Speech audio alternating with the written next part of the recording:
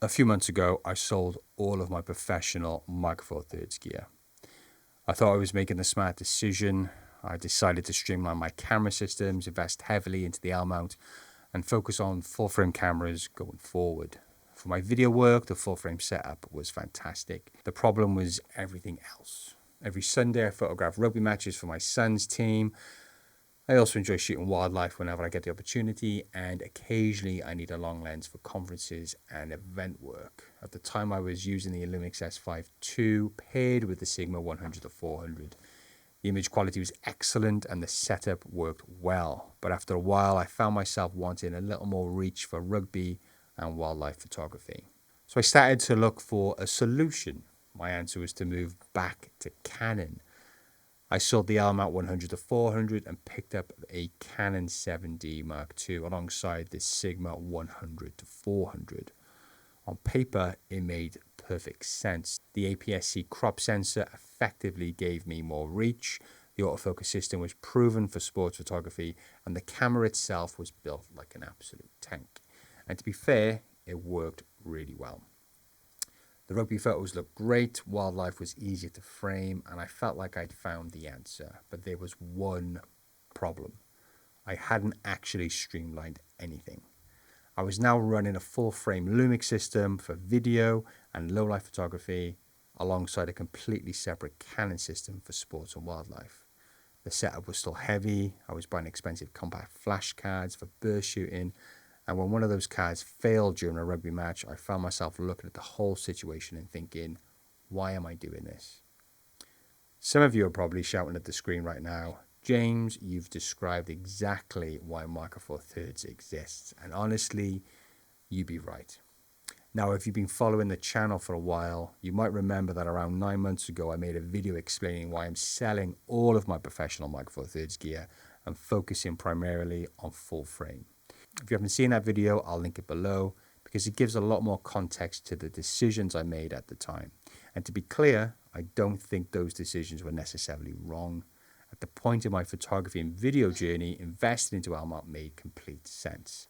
The mistake wasn't investing in full frame. The mistake was forgetting what Micro Four Thirds was uniquely good at. I was so focused on solving the low light and video side of my photography that I completely overlooked the fact that I was creating another problem. Also, I just want to add the Lumix S9 into that. As well as the low light issue with Micro Four Thirds, I didn't feel at the time that Micro Four Thirds was being appreciated and invested in by Panasonic. And the S9, as I mentioned before, was the camera I really wanted Panasonic to make for the Micro Four Thirds system. Instead of investing back into Micro Four Thirds for sports and wildlife, I invested into Canon. I added another system, another set of lenses, another set of batteries, another set of memory cards, and before long I done exactly the opposite of what I set out to do. I hadn't streamlined anything. That's when I realized I'd been looking for the answers in the wrong places. So I sold all the Canon gear and I bought this. Well, I will show you this camera at the end, actually. I bought a camera. I got this camera for about just under 300 quid, and it's worth more than that. But I just saw this absolute incredible deal on eBay, and I couldn't say no. Yeah, but we'll get to that in a bit. Anyway, to solve the issue I was getting, I went back to Micro Four Thirds, and the first thing I needed to do was get the right camera body for burst mode, fast photography, sports, wildlife, all the rest of it. And the best Panasonic Micro Four Thirds camera on the market at the minute for photography is, of course, the Lumix G9 Mark II. Now, I'm a huge fan of the original G9. The ergonomics, the feels, the layout of the buttons, its ability to shoot really nice 10-bit video, but also its ability to shoot stunning stills with a 20 megapixel sensor. I did sell that when I sold all of my Micro Four Thirds gear. And this is a really nice camera, and it feels lovely in the hand, and it's incredibly capable. It's got the new phase detect autofocus, which is a big improvement over the original G9. And yeah, it just shoots great stills. It's got a lovely burst mode. And I did buy a new SD card. It's the Lexar Professional 1256, just to help with the burst mode and clearing the buffer. £250 worth of SD card. But there we go. But yeah, really, really good, solid Micro Four Thirds camera. When it comes to lenses for this professional, more capable Micro Four Thirds kit, I was considering a few different options and in terms of lenses, and decided to really lean into what makes Micro Four Thirds a really good system, and that is their zoom lenses. The zoom lenses for the Micro Four Thirds system, compared to the full frame lenses, are considerably smaller. We have seen examples of full frame prime lenses becoming really small. I'm shooting on a TT Artisan f240mm now on the S9, and that is a crazy small lens. But when it comes to zoom lenses,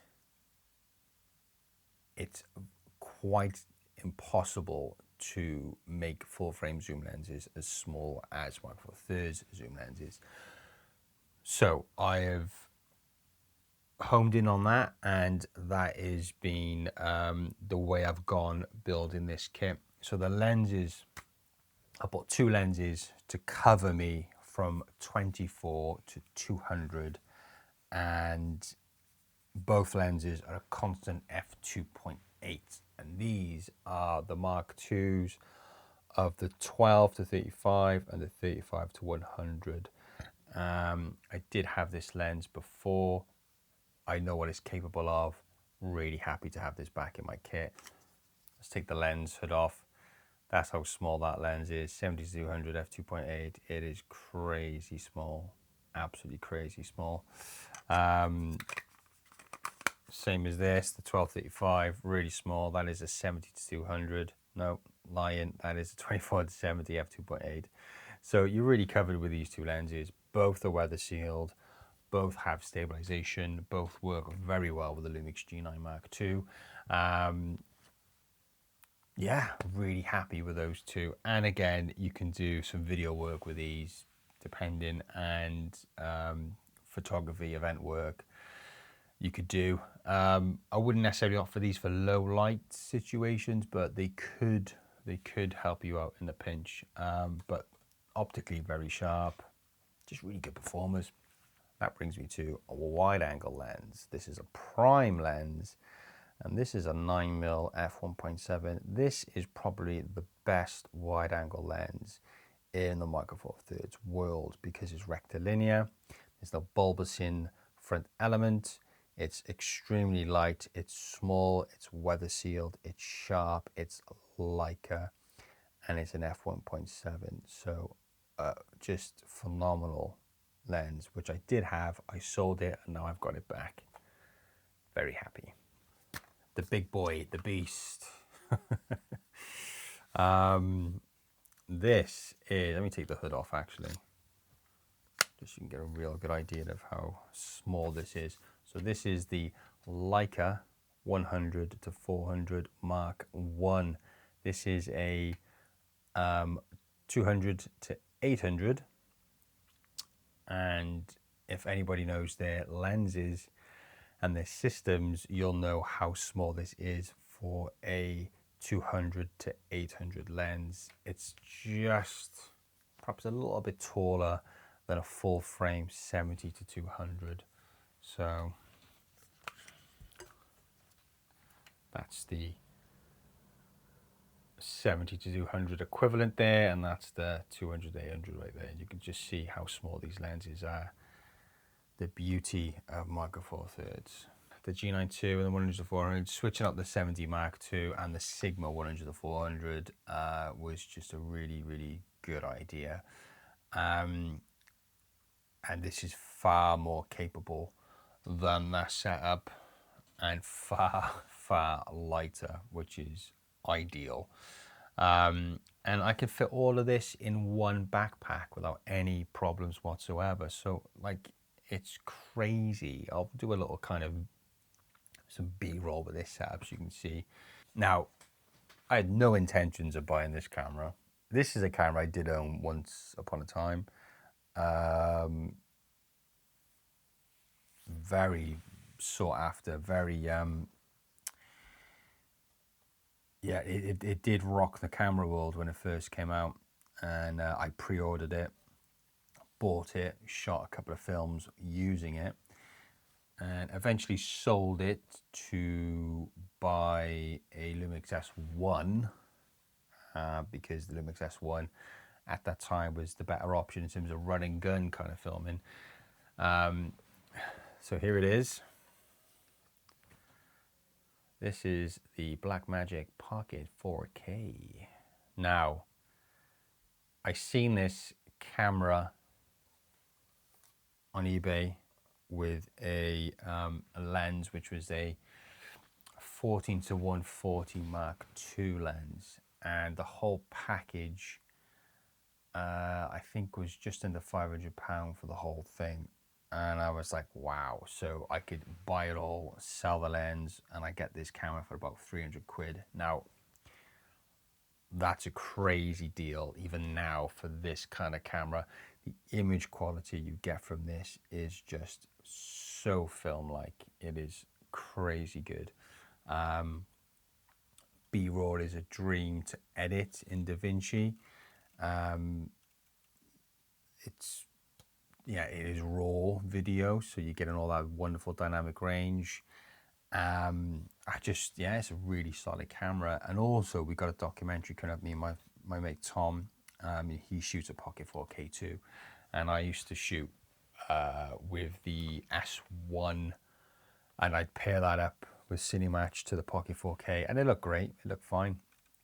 But it would be nice to kind of share the same lenses and shoot with the same camera when we're doing the next documentary, and of course for other stuff. Just for a few hundred quid, it just, I couldn't say no to this. So yeah, the Pocket 4K is back. Do I still think the likes of the Lumix S5 II is better for producing cleaner images in lower light than Micro Four Thirds? Absolutely.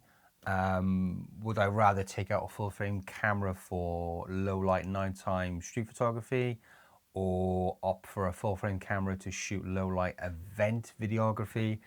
Yeah, and I probably would.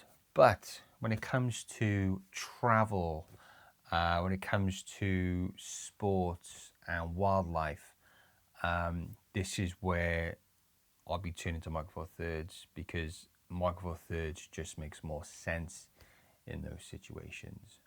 Okay, that's it from me. Thanks for watching. Any comments, please leave those in the comment section down below. I am balls deep in Micro Four Thirds now, guys. I tried to kind of steer away, but it just pulled me back in. So yeah, let me know in the comment section down below what you think, and yeah, thanks for watching and goodbye.